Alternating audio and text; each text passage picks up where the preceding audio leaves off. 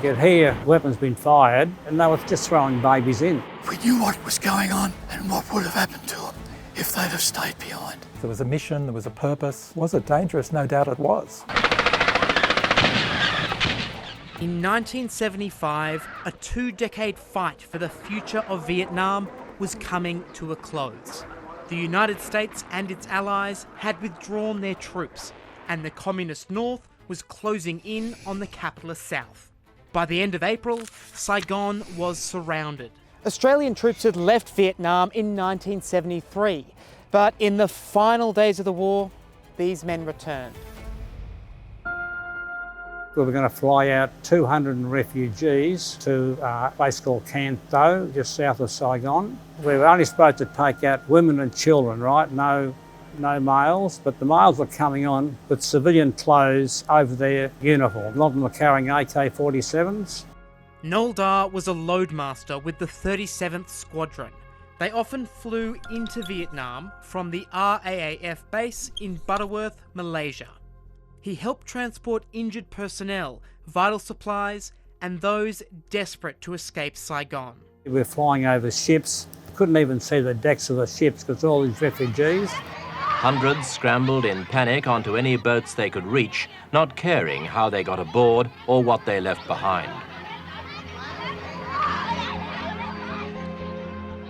As defeat of the South became more and more likely, the US announced Operation Baby Lift. Thousands of orphans would be evacuated from Saigon, and those who were too sick for the long journey to the United States would be taken to Australia. We had 107 babies on board and slightly older children. Remember walking between the boxes of babies? Some guys had bottles feeding them, and I've often thought I would really love to meet up with some of those children one day. Debate continues about how many were actually orphans, or if some had been forcibly removed from their families. But far from the war, they found new adopted parents in the West, although not everyone made it. We were going out to the airport. As we arrived, we saw a big ball of smoke.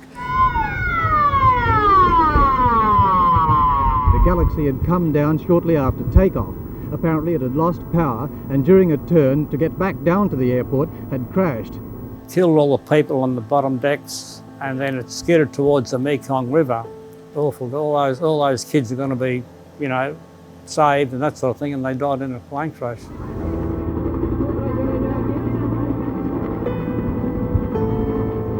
Sticks in my mind very vividly. I remember taking off over the wreckage.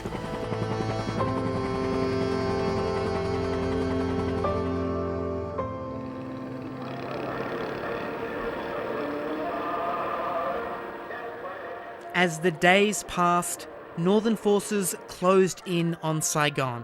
The city was under curfew and very quiet, dimly lit, but in the distance we could hear the gunfire and the explosions. 10 days of battle had raged on the final front line between North and South, and the next day the North Vietnamese troops had 100,000 of them surrounding the city of Saigon, and that was when the President Thieu, on the 21st, resigned his position.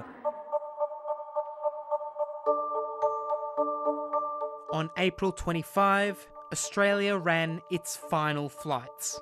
And I vividly recall we loaded 2 yellow combi vans and 12 Vietnamese nuns. And to this day, I don't know who chose that load. Why did we go to a war zone to pick up the cargo that we did, and who made those decisions? I guess I'll never know.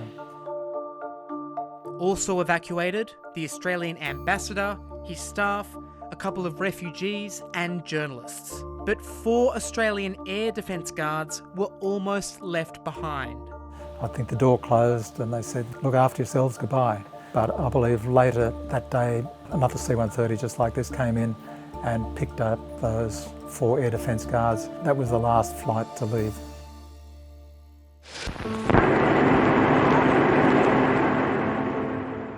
Within days, Saigon fell.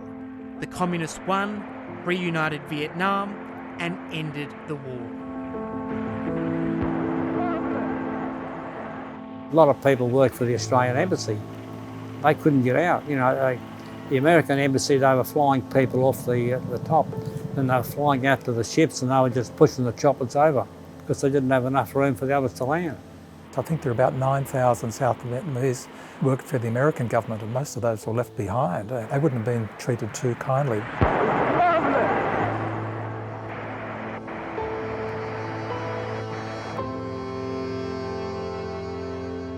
The Australian men and women who were in Vietnam in those final days have not always been remembered. Their story was often buried by a public angry at the conflict and a government that insisted Australia withdrew in 1973. But 50 years after the end of the conflict, they are proud of what they did and the people they saved. A lot of the war memorials and documentaries and histories have Australia's commitment finishing in 72, which is understandable, but the 50th anniversary will be fabulous for those who were involved to get the picture of what really did happen and what was the purpose and to fill in the missing gap of what happened.